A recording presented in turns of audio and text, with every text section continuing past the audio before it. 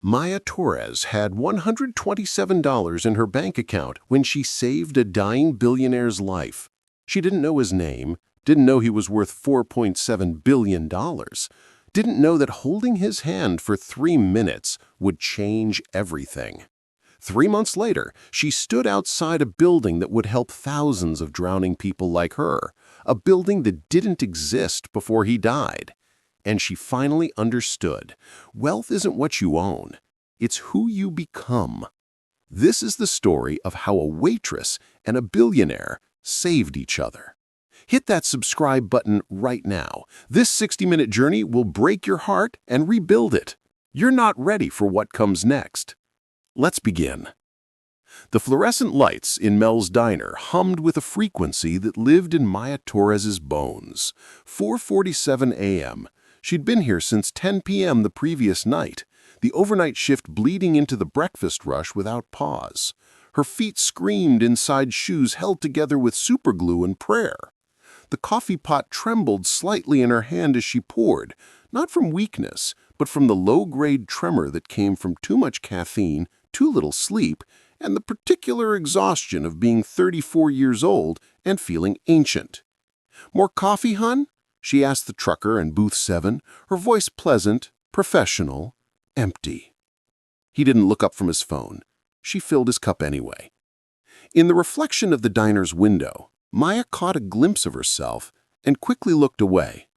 When had the dark circles become permanent?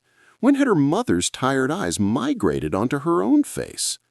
She tucked a strand of dark hair back into her ponytail and returned to the counter where orders piled up like unpaid bills. The morning regulars arrived in their familiar choreography. Mr. Peterson, who never tipped, the construction crew, who left a mess, the nurse finishing her night shift who smiled with exhausted solidarity, another woman running on fumes. Maya moved between them like water, filling cups, delivering plates, clearing tables, existing in the peripheral vision of people who would never remember her face. Her phone buzzed in her apron pocket. She didn't need to check it. The pharmacy, probably. Another reminder that Mom's prescriptions are ready. That'll be $247.83. Thank you for choosing MediQuick. Maya had $63 in her checking account. Her next paycheck was Friday. It was Tuesday. "Order up," Danny shouted from the kitchen. She delivered eggs and bacon to booth 3, pancakes to the counter, refilled coffee in a loop that required no conscious thought. This was her life. This had been her life for 6 years, since Mom's diagnosis. Before that, there'd been community college, dreams of becoming a teacher, a version of Maya who believed the world might open for her. That girl was gone. Dead, maybe. It was hard to mourn someone you couldn't afford to remember. "Check, please," said booth 7. He left $2 on a $14 bill. Maya pocketed the bills and cleared the table, her movements mechanical, efficient, invisible. Across the city, Richard Castellano's morning looked different. The penthouse apartment occupied the entire 42nd floor of Castellano Tower, floor-to-ceiling windows framing Manhattan like a kingdom he'd conquered. Richard stood at those windows now, coffee in hand, Ethiopian single origin, $300 per pound, and felt nothing looking at the empire he'd built. The sun rose over glass and steel. Cars streamed below like blood cells through arteries. Somewhere down there, people were living lives that mattered. Richard suspected he wasn't one of them. His phone sat on the marble counter, silent. It was always silent now. Business calls came through his assistant. His children, grown, distant, waiting for their inheritance like vultures circling something not quite dead, texted on holidays and birthdays. Margaret had been gone 3 years, and Richard still hadn't forgiven her for dying first, for escaping before him. "Mr. Castellano," his assistant's voice crackled through the intercom. "Your 9 a.m. with the estate attorneys has been moved to 10.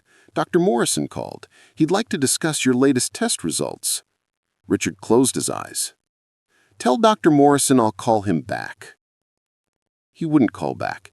He knew what Morrison would say. 6 months, maybe 8. The tumor was inoperable, aggressive, indifferent to Richard's net worth. Death, it turned out, was the ultimate equalizer. You couldn't negotiate with it, couldn't buy it off, couldn't intimidate it with lawyers. Richard had built a real estate empire worth $4.7 billion. He'd crushed competitors, outlasted recessions, turned blight into luxury and poverty into profit margins. He'd won. And now he was dying alone in a tower named after himself, surrounded by expensive things and cheap relationships, wondering if he'd made some fundamental error in the mathematics of living. His chest tightened. Not emotion, the tumor probably, pressing against his heart, reminding him of the deadline. Everything was a deadline now. He had appointments to keep, documents to sign, a legacy to cement. His lawyer wanted to discuss the foundation. His accountant needed signatures on the trust restructuring. His daughter's publicist had emailed about a charity gala that needed his name, not his presence. Richard finished his coffee and set the cup down on marble. The city stretched below him, millions of people whose names he'd never know, living lives that would never intersect with his. He preferred it that way. People were complicated. People wanted things. People disappointed you, or you disappointed them. And either way, it was easier to stay in the tower, above it all, unreachable. He checked his watch. 6:15 a.m. He had a breakfast meeting at the plaza at 7:30. Then the attorneys, then Dr. Morrison probably, then more meetings about money, about legacy, about what happened to empire when emperors died. Richard picked up his phone to call his driver, and that's when the first pain hit. Not the dull ache he'd grown accustomed to. This was different, sharp, radiating from his chest down his left arm like lightning through wire. The phone slipped from his hand, clattering against marble. The room tilted, and Richard grabbed the counter to steady himself, but his legs were buckling, the floor rising to meet him. He thought, with strange clarity, "This isn't how I imagined it." And then, "There's no one here. No one will find me for hours." The penthouse remained silent. The city hummed below. Richard Castellano collapsed alone on Italian marble, surrounded by everything he'd built and nothing that mattered. Does money insulate us from mortality, or does it just make us die alone in more expensive rooms? Hit that subscribe button. This story is just beginning, and what happens next will shatter everything you think you know about worth. Drop a comment. Have you ever felt invisible? Let's talk about it. Maya's shift should have ended at 7 a.m. Should have. Danny called in sick, or hungover more likely, and Frankie begged her to cover until the lunch shift arrived. "Just until 11, he said, desperation in his eyes. Frankie was barely keeping the diner alive. Maya couldn't say no. She never could. So she was still there at 8:47 a.m. when the black town car pulled up outside, and when the driver, young, panicked, burst through the door. Please, someone help. My passenger, he collapsed. I don't know what to do." Maya was moving before conscious thought. She grabbed the first aid kit from under the counter, barely anything in it, some bandages, expired aspirin, and ran outside. The other waitress, Kelly, was calling 911. The morning customers were standing, staring, doing nothing. The town car idled at the curb, back door open. Maya looked inside, and she saw him. An older man, expensive suit, gray hair unconscious, slumped against the leather seat. His skin was gray, his breathing was shallow, irregular. Even unconscious, his face held that particular tension of someone who'd spent a lifetime clenching against the world. She should have felt resentment. Maybe she did somewhere beneath the adrenaline, but what she felt more was something simpler, more fundamental. He's just a person. He's dying. And I can help. She grabbed the man's hand, his skin cool, papery, and squeezed. "Stay with me," she said, her voice firm. "Stay with me. Help is coming. You're going to be okay." His eyes fluttered for just a moment. They opened, unfocused, confused, finding her face. He tried to speak, No sound came, just a gasp, a desperate attempt at breath. "Don't try to talk," Maya said, squeezing his hand harder. "I've got you. You're not alone." Something flickered in his eyes. Recognition, maybe. Not of her, they'd never met, but of the moment. The realization that he was dying, that a stranger was holding his hand, that this was it, the end, arriving in the back of a town car outside a diner he probably never noticed existed. A single tear rolled down his temple, into his gray hair. Maya felt her own throat tighten. She'd seen death up close, had watched it circle her mother for years, had learned to recognize its approach in labored breathing, in skin turning the color of storms, in the way bodies began the process of letting go. This man was standing. Richard woke to machines beeping and fluorescent lights, and the distinctive smell of hospital, antiseptic trying to mask decay. His chest felt like someone had parked a truck on it. Tubes ran from his arms, an oxygen cannula irritated his nose. He was alive, which was both surprising and, in that moment, deeply inconvenient. "Mr. Castellano?" Dr. Morrison's face appeared above him, professional concern arranged carefully on his features. "You gave us quite a scare. You've had a major cardiac event. The tumor is putting pressure on your heart. We've stabilized you, but—" "How long?" Richard's voice was gravel. "You need to rest." "How long, Morrison?" The doctor's face softened into something approaching genuine sadness. "Weeks, maybe a month. I'm sorry, Richard.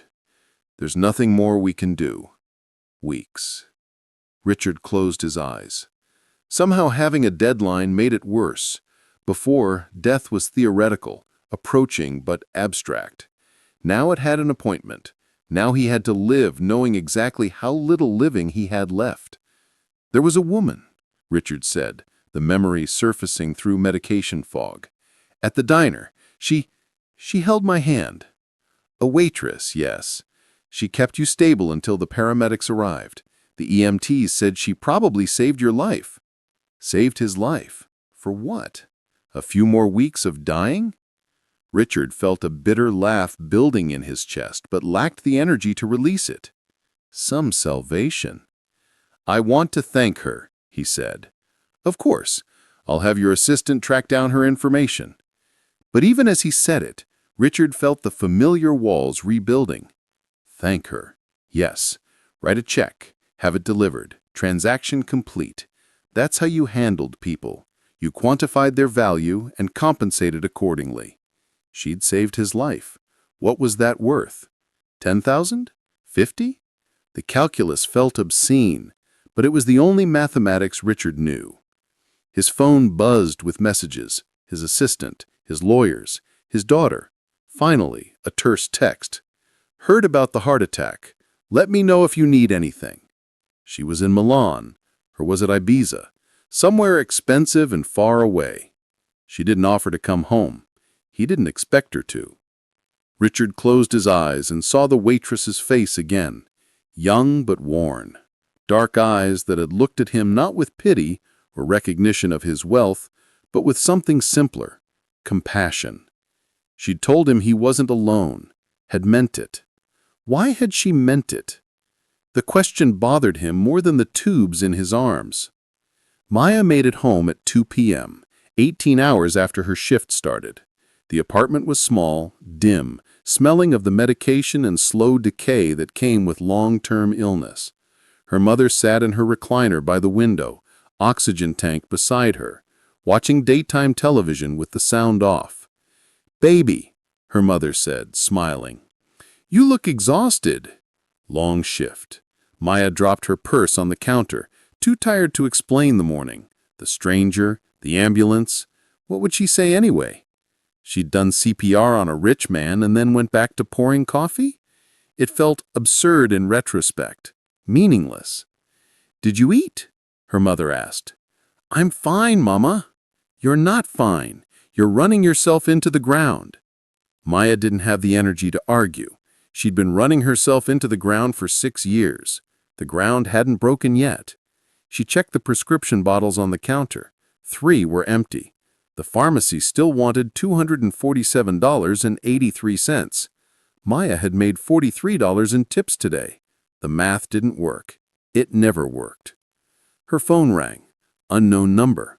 Maya almost didn't answer, probably debt collectors, but exhaustion made her sloppy. She picked up. "Hello, is this Maya Torres?" A woman's voice. Professional, crisp. "Yes?"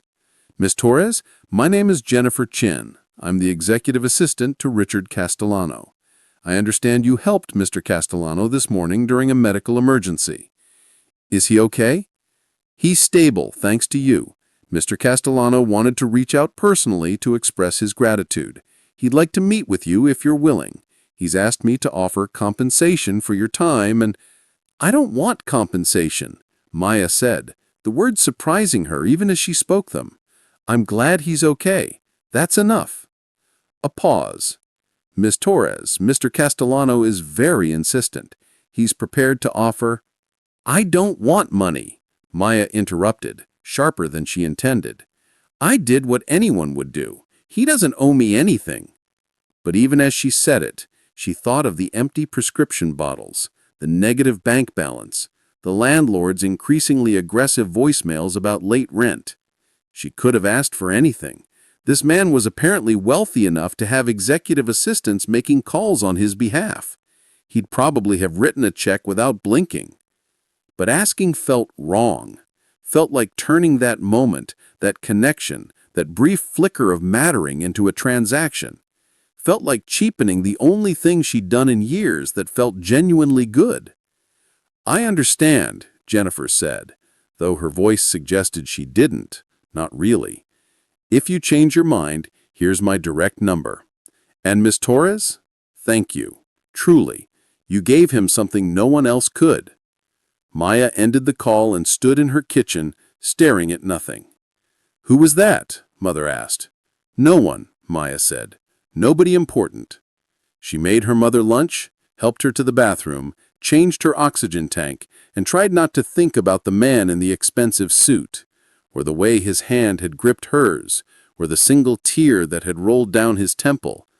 Tried not to think about how, for just a moment, she'd mattered to someone. Tried not to feel the ache of returning to a life where she didn't. Outside, the city hummed. Somewhere in a hospital room, a dying billionaire was trying to figure out how to thank a woman who didn't want his money. And in a small apartment in Queens, that woman was trying to figure out how to afford her mother's medication while pretending she didn't regret turning down help. Neither one slept that night. Pride or survival? Which would you choose? Comment below, would you have taken the money? There's no wrong answer, just honest ones. And subscribe because Act 4 is where fate stops asking permission and starts making decisions. The hospital discharged Richard 3 days later with strict orders, minimal stress, constant monitoring, hospice consult within the week. He returned to the penthouse and felt like he'd entered a mausoleum. Every surface gleamed.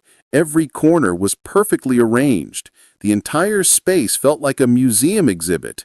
How a Billionaire Dies, circa 2024. Jennifer had been calling Maya Torres daily. The woman refused every offer, refused money, refused a thank you dinner, refused even flowers. It was incomprehensible. Everyone had a price. Everyone wanted something. What kind of person saved a stranger's life and asked for nothing? Richard needed to know. Not wanted, needed. It had become an obsession in the sleepless nights between medication doses. This woman had looked at him in his most vulnerable moment and seen something worth saving, had held his hand like he mattered, like he was more than a net worth and a surname. Who was she? What was her life? Why did she care? "Pull her financial records," Richard told Jennifer on day 4. "Sir, that's legal gray area, I know. Do it anyway." Jennifer did. The report arrived an hour later. Richard read it standing at his window and felt something crack in his chest that had nothing to do with tumors. Maya Torres, 34 years old, single, sole caretaker for mother, Diana Torres, Stage 4 COPD. Combined household income, $28,000 annually. Current debts, $47,000 in medical bills, $12,000 in credit cards, 2 months behind rent. Bank balance, $127. She had $127 to her name, and she'd refused his money. Richard sat down heavily. The report included her address, a fourth-floor walk-up in Queens, the kind of neighborhood Richard hadn't set foot in since he was 20 and hungry. The building had 14 code violations. The apartment was 600 square feet. This woman was drowning, and she jumped in the water to save him anyway. "Jennifer," Richard said quietly, "call Dr. Morrison. Ask him how mobile I am. Ask him if I can take a short car ride."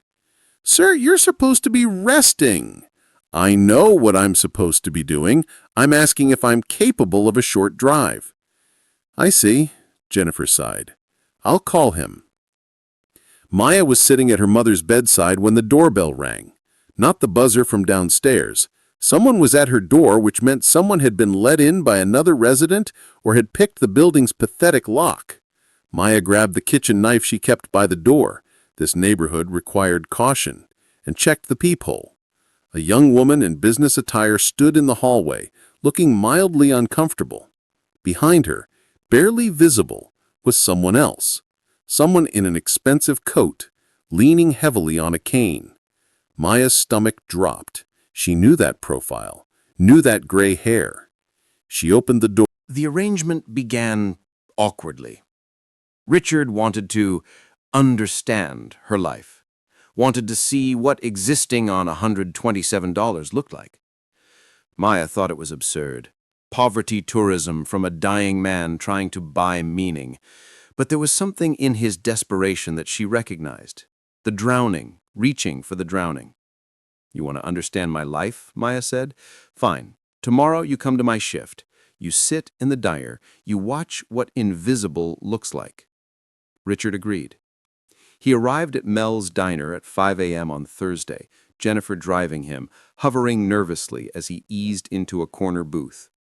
Maya was already there, 6 hours into her overnight shift, exhaustion a coat she wore without thinking. "Coffee?" she asked, professional, distant. "Please." She poured, moved on, served the truckers, the nurses, the construction crews. Richard watched from his booth. And slowly his expression changed. She could feel his attention tracking her movements. The way customers didn't make eye contact, the way they snapped fingers for service, the way they left messes and minimal tips and walked out without a word. The way she cleaned it all with the same tired efficiency.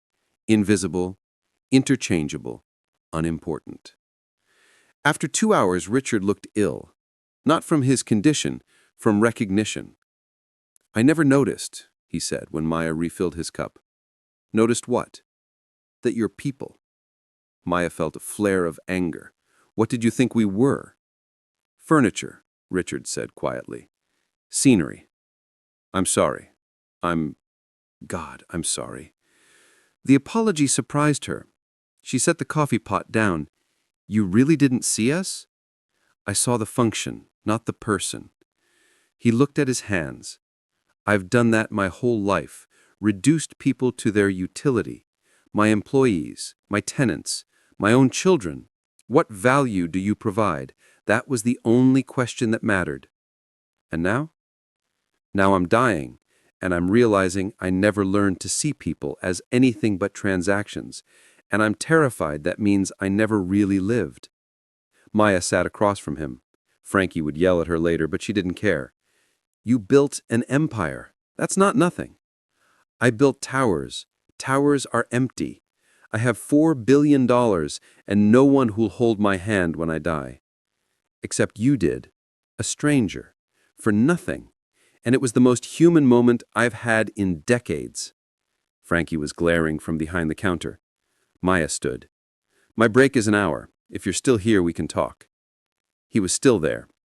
They began meeting daily. Richard came to the diner, sat in his corner booth, watched Maya work, Then they'd take her break together. 15 minutes of conversation in the alley behind the diner, surrounded by dumpsters and delivery trucks, about as far from his penthouse as physically possible. He asked about her mother, about her dreams, about what it was like to live with the constant mathematics of insufficiency, where every dollar had 3 destinations, and you chose which bill went unpaid this month. I wanted to be a teacher, Maya told him on the 3rd day. Had 2 years of college done. Then Mom got sick and... She shrugged. Math stopped working. You could go back. After. After she dies? Maya's voice was sharp. Yeah, maybe, if I haven't died first from exhaustion. I could help. Don't. Maya, don't. I'm not a charity case. I'm not your redemption project. She stood, break over. You want to learn to be human? Then be human without your checkbook. Richard nodded slowly.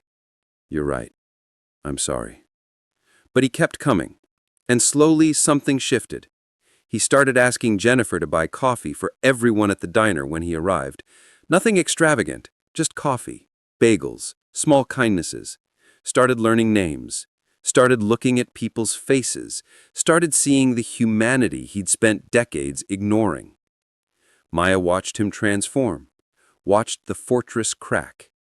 It was like watching spring arrive in a frozen landscape, slow, painful, but undeniable.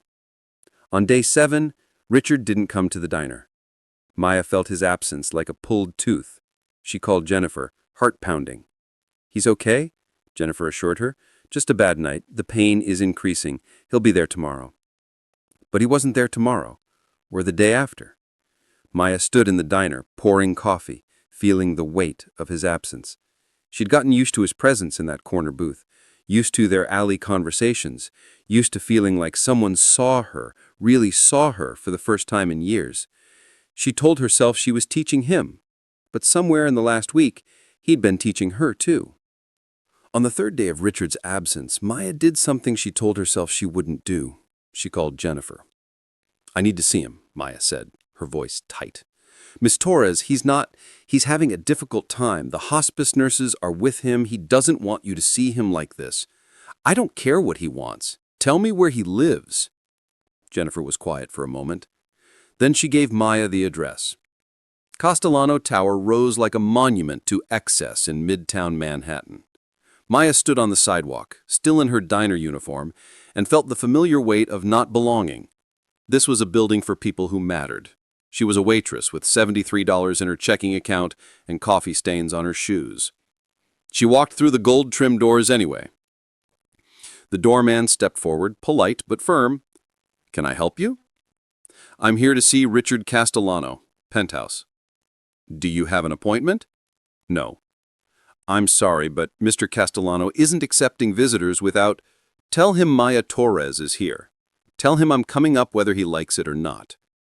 The doorman's eyebrows rose. He picked up a phone, spoke quietly. His expression shifted, surprise, then understanding. He hung up. 24th floor. The elevator requires a key. I'll send you up. The elevator was glass and chrome, rising through the tower's core like ascending through a cathedral of wealth. Maya watched the city fall away beneath her, the streets where she lived, invisible and struggling, becoming small, insignificant, forgotten. The doors opened directly into the penthouse. Richard sat by the windows in a leather chair, thinner than he had been a week ago, an oxygen cannula in his nose, a blanket across his lap despite the warmth. He looked like he had aged years in days. But when he saw her, his face transformed. Maya, you shouldn't have. I didn't want you to see me like this. Stop, Maya said, crossing the vast space between the elevator and his chair. The apartment was stunning. Art on the walls, furniture that probably cost more than her mother's lifetime medical bills, views that stretched to horizons she'd never reach. And it was the loneliest space she'd ever entered. Stop deciding what I should and shouldn't see. Stop protecting me from reality. You're dying, I know that, but you don't get to disappear without saying goodbye. Richard's eyes filled. I was ashamed. I wanted you to remember me getting better, not falling apart. Maya knelt beside his chair, took his hand, the same hand she'd held in the back of that town car. "Do you know what I see when I look at you? A dying old man who wasted his life? I see someone learning, someone changing, someone who's finally figuring out what matters, even if it's late." She squeezed his hand. "That's not nothing, Richard. That's everything." He brought his other hand to cover hers, trembling. "I've been thinking the last 3 days about my life, about what I'm leaving behind, and I realized I don't want to leave towers with my name on them. I want to leave something that makes people's lives less hard, something that would make you proud." "Richard, no, listen. I've been talking to my lawyers. I'm restructuring my will. The foundation I was going to create, it was going to be another monument to me, another building with my name on it. But I'm changing it. I'm creating something else, something real." Maya felt uneasy. "What do you mean?" "A fund for people like you. Single caregivers with medical debt, working multiple jobs, drowning. Free healthcare access, rent assistance, educational scholarships. No strings, no applications that take months. Just immediate, direct help. I'm putting $500 million into it. Jennifer will run it after. "Richard, that's incredible. But it's not about you," he said quickly. "It's not charity for the woman who saved me. It's bigger than that. You showed me an entire world I'd been stepping over for 50 years. Millions of people who work until they break and still can't get ahead. I can't fix the system, but I can catch some of the people falling through it." His grip tightened. "You taught me to see them, Maya. This is me trying to prove I actually learned." Maya felt tears burning. "Are you really doing this?" "I'm dying anyway. The money doesn't matter. But maybe this way my life will have meant something beyond acquisition." He looked at her with desperate hope. "Will you help me? Will you tell me if I'm doing it right? I don't know how to help people. I only know how to profit from them." Maya thought of her mother's prescription bottles, thought of the 2 months' back rent, thought of the thousands of people she'd seen at the diner over the years, all of them one emergency away from catastrophe. "Yes," she said. "Yes, I'll help you." Richard sagged with relief, then winced, pain crossing his face like a cloud. Maya stood quickly. "When did you last take medication?" "I don't know. An hour? 2? Where are the nurses?" Richard came to Queens 3 days later. Jennifer drove him in a nondescript sedan, not the town car, not the luxury, just a normal vehicle driven by a normal woman taking a sick friend to visit. He'd insisted. No performance, he'd said. No spectacle. Just me. Maya met them on the street outside her building. Richard moved slowly, Jennifer hovering with the oxygen tank in a backpack, but he waved her off. "I can manage 4 floors, Jennifer. I'm dying, not dead." "Yet," Jennifer muttered, but she smiled. The climb took 15 minutes. Richard had to stop on each landing, breathing hard, leaning against walls marked with graffiti and age. Maya stayed beside him, patient, not offering help unless he asked. He didn't ask. Pride, maybe, or stubbornness, or the desperate need to prove he could still do hard things. When they finally reached Maya's door, Richard was gray but triumphant. 4 floors, he gasped. "I conquered 4 floors." "You're insane," Maya said, but she was smiling. She opened the door. "Mama, we have a visitor." Diana Torres sat in her recliner, oxygen tank beside her, wearing her best house dress, the one she saved for church back when she had the strength for church. She put on lipstick, done her hair. Maya felt her throat tighten. Her mother had been excited all morning, anxious, wanting to make a good impression. "Mrs. Torres," Richard said, moving slowly into the apartment, "thank you for allowing me into your home." "Mr. Castellano," Diana said, her voice warm despite the breathlessness. "Maya told me what you're doing, the foundation. That's beautiful work. Please, call me Richard, and I have your daughter to thank for it. She's been teaching me that there's more to life than what I thought mattered." Diana smiled. "She's a good teacher. Wanted to teach children, before I got sick. Mama, it's true, you had 2 years of college done. Dean's List. Would have been a wonderful teacher." Diana looked at Richard. "But life had other plans. Now she takes care of me, works herself to death keeping us afloat." "I'm not dying, Mama," Maya said, but there was no heat in it. This was familiar territory, her mother's guilt, her own reassurance, the dance they'd done for 6 years. "You're not living either, baby," Diana said gently. Then to Richard, "She's forgotten how to live for herself, how to have dreams, how to be young." Richard looked at Maya, really looked at her, and Maya felt suddenly exposed. It was true. She'd put herself in storage 6 years ago, had become only function, only caretaker, only survivor. The girl who wanted to teach, who loved poetry, who danced at parties and believed in possibilities. That girl had been boxed up and forgotten about. "I understand that," Richard said quietly. "I forgot too, for different reasons, but I forgot how to live for anything but building, acquiring, winning. I looked up one day and I was 67 and alone, and I couldn't remember the last time I'd laughed, really laughed." "When was the last time?" asked. Richard thought longer. His face fell. "I don't know. I genuinely don't know. Decades, maybe?" Diana leaned forward, the movement costing her. "Then we should fix that. Maya, make tea. Let's talk like humans, not like people performing being human." So they did. They talked about simple things. Diana's garden from years ago, before the illness. Richard's mother, who died when he was young, who loved baking bread. Maya's childhood, growing up in a railroad apartment in the Bronx. Fire hydrants in summer, bodega cats, the way the city smelled after rain. Richard talked about his first construction project, a single brownstone renovation in Brooklyn 40 years ago. How he'd worked alongside the crew, gotten his hands dirty, felt the satisfaction of transforming decay into beauty. "I haven't touched a building in 20 years, he admitted. "I just signed documents, moved money. I forgot what the work felt like." "What did it feel like?" Maya asked. "Real.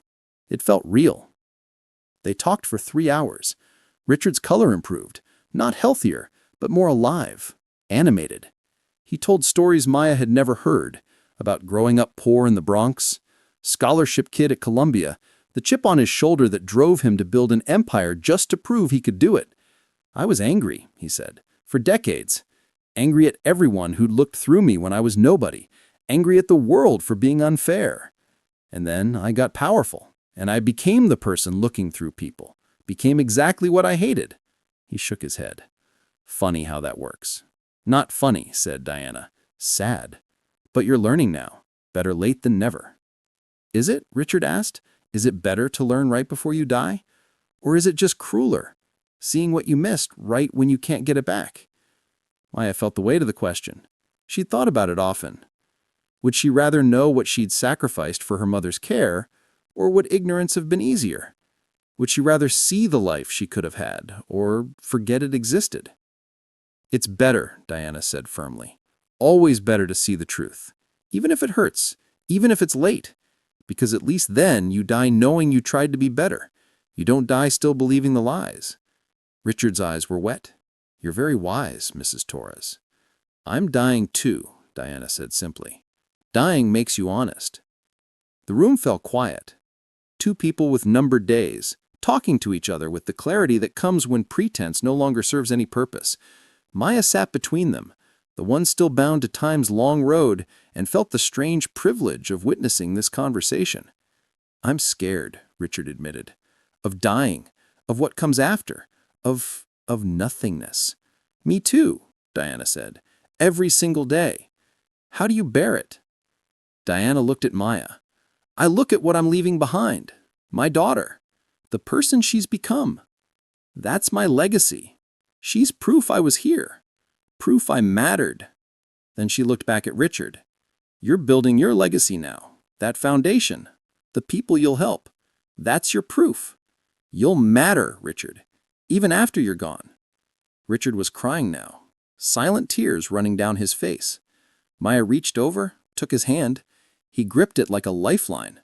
"Thank you," he whispered. "Thank you for letting me in." "Thank you for learning how to knock," Diana said.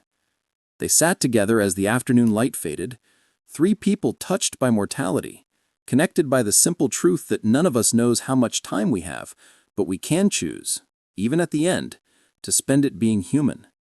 When Richard finally left, he hugged Maya at the door. A real hug, Not the awkward wealthy person side embrace she'd seen on TV.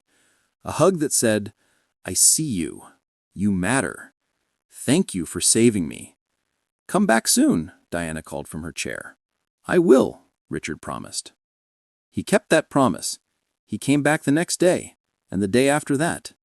And each visit he seemed lighter. Not like a man dying. More like a man finally, desperately living. This is what it looks like when people stop performing and start connecting. If you felt that, if you really felt that, smash that like button. Drop "better late than never" in the comments, because everything is about to fall apart in Act 7, and you need to be here for it. The call came at 3 a.m. on a Tuesday. Maya was used to 3 a.m. calls, usually the hospital about her mother, or Frankie asking her to cover another shift. But this was Jennifer, voice tight with controlled panic. "Maya, you need to come. Now. Richard he's asking for you. The hospice nurse says it could be—" Her voice broke. "Please come." Maya was out the door in 5 minutes, still in pajamas, throwing a coat over them, running for the subway. The trains were slow at 3 a.m., full of night shift workers and insomniacs. Maya counted every second, her heart hammering. He wasn't supposed to deteriorate this fast. Yesterday he'd been fine. Tired but fine. They'd sat in her apartment, him and her mother talking about old movies while Maya made dinner. He'd laughed at something Diana said. He'd eaten 2 helpings. How could someone be laughing at dinner and dying 12 hours later? The elevator ride up to the penthouse felt like descending into deep water, pressure building, air thinning, the world reducing to a single point of terrible focus. The doors opened. Jennifer met her, face ravaged. "He's in his bedroom. He's been calling for you." Maya ran. Richard lay in a massive bed that made him look impossibly small. Monitors beeped, an IV dripped. The hospice nurse looked up as Maya entered, relief crossing her face. "Thank God! He's been agitated, asking for Maya." Maya moved to the bedside. Richard's eyes were closed, his breathing labored, rattling. She took his hand. "Richard, I'm here. I'm here." His eyes fluttered open, unfocused, confused, frightened. "Maya? I'm right here." "I'm scared," he whispered. "I'm so scared." I know, but you're not alone. I'm here. Jennifer's here. We're not leaving." His grip tightened with surprising strength. "I wasted it. All of it. 50 years building nothing that mattered. And now I'm out of time." No, Richard, listen to me." She leaned close, her voice fierce. "You built something that matters. The foundation. The people you're going to help. That matters. You matter." "Do I?" His voice was childlike, desperate. "Do I really matter, Maya? Or did I just buy the illusion of mattering in my last few weeks?" The question hit like a slap, because Maya had wondered the same thing, had wondered if Richard's transformation was real, or just the panic of a dying man trying to bargain his way into meaning, had wondered if, given more time, he'd revert to type, back to the tower, back to the calculations, back to seeing people as functions. She opened her mouth to reassure. Maya didn't sleep. She lay in her bed staring at the ceiling, replaying the scene over and over. Richard's face, the betrayal in his eyes, the wish he'd taken his vulnerability and weaponized it with her doubt. At 7 a.m., she dragged herself to the diner, went through the motions, poured coffee, took orders, existed in the fog of her own guilt. Her phone rang at 10:15 a.m. Jennifer. Maya stared at the screen, her hand shaking. This was it. The call to say he died alone, died believing he'd failed, died with her words as the last thing he'd heard from someone he'd thought cared about him. She answered. Jennifer. "He's still alive," Jennifer said quickly, "but barely. He's been unconscious since dawn. The nurse says—" Her voice broke. "Hours, Maya. Maybe less." Did he say anything else after I left?" "He asked me to tell you he's sorry. He said he understands why you doubt him. He said—" Jennifer took a shaky breath. "He said he hopes the foundation helps people anyway, even if he doesn't deserve credit for it. He asked me to make sure his name isn't on it. He wants it called the Maya Torres Foundation." Maya's legs gave out. She sat hard on the floor of the supply closet, phone pressed to her ear. "What?" "He changed the paperwork at 4 a.m. The foundation is in your name.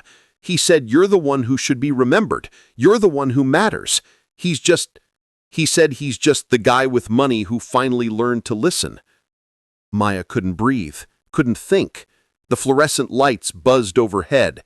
The sounds of the diner filtered through the door, clattering dishes, shouted orders, the mundane symphony of people living their lives. Can he hear me if I come?" "I don't know. The nurse says maybe. Hearing is supposed to be the last sense to go." Maya made her decision. "I'm coming. Tell him I'm coming. Tell him to wait for me." She ran out of the supply closet. Frankie looked up, alarmed. "Maya, what? I have to go. I'm sorry, I have to." She was pulling off her apron, grabbing her coat. "I'm sorry, Frankie. I'm sorry." "Maya, your shift." "Fire me. I don't care. I have to go." She ran. The subway was delayed. Of course it was. Maya stood on the platform, every second an eternity, checking her phone compulsively. No calls, no texts. He was still alive. He had to still be alive. "Please," she prayed, to whatever was listening.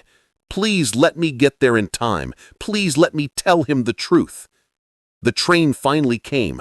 Maya squeezed into a packed car, surrounded by people living their ordinary lives, going to ordinary jobs, not racing against death.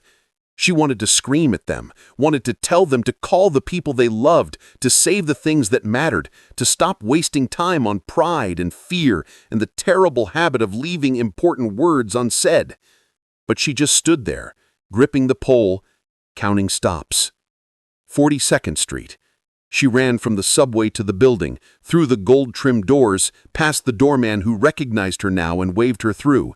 The elevator rose and rose, and Maya prayed wordlessly, desperately, the way you pray when prayer is all you have left. The doors opened. Jennifer stood there, tears streaming down her face. "No," Maya whispered. "No, please." "He's still breathing," Jennifer said quickly. "But Maya, you need to hurry." Maya ran to the bedroom. The hospice nurse looked up, her face professionally compassionate, but sad. So sad. She stepped back, giving Maya space. Richard lay still, his breathing shallow and rattling. His skin was gray. The monitor showed numbers Maya didn't understand but knew were bad. This was death approaching. This was the end. Maya took his hand. It was cold. "Richard," she said, her voice breaking. "Richard, I'm here. I came back. I'm so sorry. I'm so sorry for what I said." No response. His chest rose and fell, barely. "I lied," Maya continued, the words pouring out. "I lied when I said I didn't know if you'd changed. I do know. You did change. I've watched you change. I've seen you become more human, more real, more beautiful with every day. And I got scared. Scared because you were showing me what's possible, what transformation looks like. And I didn't want to believe it because then I'd have to face my own stagnation." Still nothing. Just that terrible, rattling breath. "You matter, Richard. You matter so much. Not because of your money, not because of the foundation, because of who you became, because you looked at the world honestly and decided to be better, because you climbed 4 flights of stairs to meet my mother, because you learned people's names, because you cried when you admitted you were scared." Maya was sobbing now, gripping his hand. "You matter because you were brave enough to change. That's the hardest thing a person can do, and you did it. Even dying, you did it." She pressed her forehead to his hand. "Please don't leave thinking you failed. Please. You didn't fail. You won. You became the person you were supposed to be. That's everything. That's the whole point." She felt it then, the slightest pressure. His fingers, squeezing hers. Barely there, but there. Maya's head shot up. "Richard?" His eyes opened, just barely, just enough to see her. And in those eyes was everything. forgiveness, gratitude, love. Goodbye. Thank you, he mouthed, no sound coming out. No, Maya said, smiling through tears. Thank you for teaching me that it's never too late, for showing me what courage looks like, for seeing me when I was invisible. Richard's lips curved into the smallest smile. His eyes stayed on her face, and in that moment, Maya understood something fundamental about human existence. We don't die alone when someone sees us. When someone truly sees us, we're never alone. The monitors began a steady alarm. The nurse moved forward quickly. It's time, she said gently. But Richard's eyes never left Maya's face, and Maya didn't let go of his hand. She stayed there, holding, being present, being witness to this final moment of his becoming. You're not alone, she whispered. You're not alone, Richard. I'm right here. I see you. I've got you. And with that, with someone finally seeing him completely, Richard Castellano let go. The monitors flatlined. The nurse checked his pulse, her watch, noted the time. Jennifer was crying quietly in the doorway, but Maya just sat there, holding his hand, looking at his face, peaceful now, finally peaceful, and feeling grateful. Grateful she'd made it in time, grateful she'd told him the truth, grateful for every moment of their brief, transformative friendship. Rest now, she whispered. You did good. You did so good. She kissed his forehead, a gesture of tenderness, of farewell, of recognition that this person had mattered, that his life had meant something, that his becoming had been real. Then she stood, laid his hand gently on his chest, and walked out of the bedroom where a billionaire had died surrounded by love instead of luxury, seen instead of alone. If you're crying right now, you're supposed to be. This is what it means to be human, to break open, to connect, to matter to each other.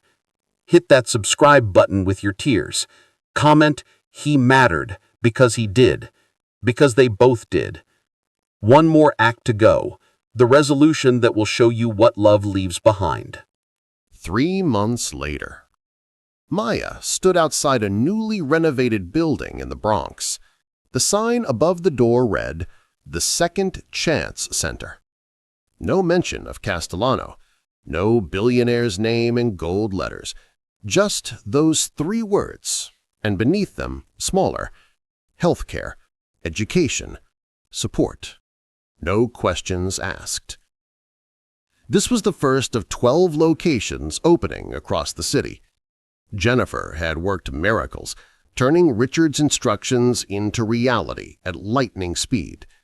The foundation now had a staff of 40, a budget of $500 million, and a mission that was devastatingly simple: catch people before they fall. "You ready?" Jennifer asked beside her. She looked different now, less like an executive assistant, more like someone with purpose. Richard had left her a substantial bequest, enough that she never had to work again. She'd chosen to run the foundation instead. "I don't know what I'm doing," admitted Maya. "Neither do I. We'll figure it out together." They walked inside. The space was beautiful in its simplicity: comfortable chairs, natural light, a reception desk staffed by people who looked like they understood struggle, because they did. Richard had insisted everyone who worked here had to have lived it. No career nonprofit people, no wealthy do-gooders, just people who'd been hungry, been desperate, been invisible. A woman sat in the waiting area, a toddler on her lap, exhaustion carved into every line of her face. She looked up as Maya and Jennifer entered, and Maya saw herself from 6 months ago, drowning, hopeless, going through the motions of surviving without. Maya walked over and sat beside her. "Hi, I'm Maya. Can I help you with anything while you wait?" The woman looked startled that someone was speaking to her like a person. I have an appointment for the healthcare program. My daughter she has asthma and I can't afford the medication, and I heard that this place—" Her voice cracked. "I heard you actually help, that it's not just paperwork that goes nowhere." "We help," Maya said firmly. "What's your daughter's name?" "Esperanza. It means hope." I laughed bitterly. "I named her Hope, and now I can't even afford to keep her breathing." Maya took the woman's hand, the same way she'd taken Richard's hand in the back of that town car. "Esperanza is going to get her medication today, before you leave here, and we're going to set you up with a primary care doctor who takes our insurance. And if you need help with rent or food or childcare while you work, we can do that too. No paperwork that takes months, no hoops to jump through, just help." The woman stared at her. "Why? Why would you do this?" Maya thought of Richard's face in those final moments, thought of the squeeze of his hand, thought of the words she'd finally said, "You matter." Because someone showed me that people matter more than systems, that compassion is supposed to be immediate, not bureaucratic, that help shouldn't come with shame attached. Maya smiled. "And because your daughter's name is Hope, and that feels like a sign." Tears rolled down her face. "Thank you, thank you." A caseworker called Esperanza's name. The woman stood, clutching her daughter, looking back at Maya like she was seeing a miracle. Maybe she was. Maybe that's what genuine help looked like to people used to being failed by the world. Jennifer waited until they'd gone into the office. "You're good at this." "I've been on the other side of that desperation. I know what it feels like to need help and be terrified to ask for it." "Is that why you agreed to be the director, even though you have no experience running anything?" Maya looked around the center, at the comfortable chairs, the soft lighting, the dignity built into every detail. "I agreed because Richard was right. I spent 6 years surviving instead of living, putting myself on hold, forgetting I had dreams. And then he showed up and he was dying and he was learning how to live, and I realized—" She stopped, gathering her thoughts. "I realized that if a billionaire with weeks left could transform himself, then maybe I could too. Maybe it's never too late to become who you're supposed to be." "He'd be proud of you," Jennifer said quietly. "I think he'd be proud of both of us, of all of this." She gestured to the space. "He wanted to leave something that mattered. I think we're doing that." They walked through the center together, saw the free medical clinic where doctors volunteered their time, the education center where adults could finish their GEDs or take college courses, the childcare rooms so parents could attend appointments without juggling kids, the food pantry that looked like a grocery store, not a charity, the counseling services, the job placement programs, the rent assistance office. Every detail had been designed around single question: how do we help without humiliating? How do we give without taking dignity? It was Richard's question, his final project, his redemption maybe, or just his honesty, the admission that he'd built an empire on other people's backs and wanted to spend his final weeks giving something back. Maya's phone buzzed. Her mother's afternoon caregiver. One of the first things Maya had done with the salary from the foundation was hire proper help for Diana, not because she wanted to abandon her mother, but because she had learned from Richard that caring for people sometimes meant accepting help yourself. "Your mom wants to know if you're coming for dinner. She made arroz con pollo." Maya smiled. Her mother was having a good day. The new medication regimen, the one she could finally afford, was working. Diana would never be healthy, but she was comfortable. She was laughing again. She was living, not just existing. "Tell her I'll be there at 6 and that I love her." "Everything okay?" Jennifer asked. "Everything's okay," Maya said, and meant it. They finished the tour, met the staff, spoke with clients, heard stories of desperation and relief, of people who'd been drowning and suddenly found someone throwing them a rope. Not a lecture about bootstraps, not judgment about choices, just help. Immediate, dignified, human help. As they were leaving, Maya stopped at a wall near the entrance. Jennifer had installed something there, a photo of Richard. Not from his corporate days, not the official billionaire portrait. This was from one of his visits to Maya's apartment. Diana had taken it without him noticing. He was laughing at something, his face unguarded, genuinely happy. Beneath the photo, a simple plaque. Richard Castellano, 1957–2024. He learned, late but truly, that the measure of a life is not what you build, but who you help become. Maya touched the photo gently. "Hi, Richard. We did it. Your first center is open. 11 more coming. We're going to help so many people. We're going to catch them before they fall." She could almost hear his voice. "Did I do good? Did it matter?" "You did good, Richard. You mattered. You'll always matter." Jennifer stood beside her, both of them looking at the photo of a man who'd spent 50 years doing everything wrong and a few weeks doing everything right. "Do you think he was happy at the end?" Jennifer asked. Maya thought of those final moments, the squeeze of his hand, the peace in his eyes, the smile. "Yeah, I think he finally was." 6 months after that, Maya sat in a classroom, notebook and professor at the front, explaining educational theory. She was back in school, finishing her degree. She'd be 36 when she graduated, older than the other students, but younger than the woman who had given up on dreams. The foundation directorship was now part-time. She'd hired staff who could run the day-to-day operations. She still visited the centers weekly, still spoke with clients, still made sure the work stayed true to Richard's vision. But she learned something from watching him transform. You couldn't save others if you were drowning yourself. You couldn't help people become more if you stayed stuck. Her mother was still alive, still fragile but stable, happy. The caregivers were good. Diana spent her days watching her stories, tending the small herb garden Maya had set up by the window, video calling with the other elderly members of her church group. She was living, really living, not just existing. And Maya was living too.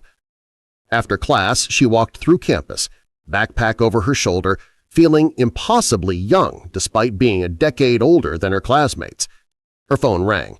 Unknown number. She answered. "Maya Torres?" "Speaking." "Miss Torres, my name is Patricia Chen. We're doing a documentary about systemic poverty and grassroots solutions. Your foundation keeps coming up in our research. Would you be willing to speak with us, share Richard Castellano's story?" Maya paused at the campus fountain. Students rushed past, laughing, arguing, living their young lives. She thought about Richard, about the town car, about his cold hand in hers, about the way he'd transformed from a fortress into a human being. "Yes, I'll tell his story, but I need you to understand something first." "What's that?" "It's not a story about a billionaire who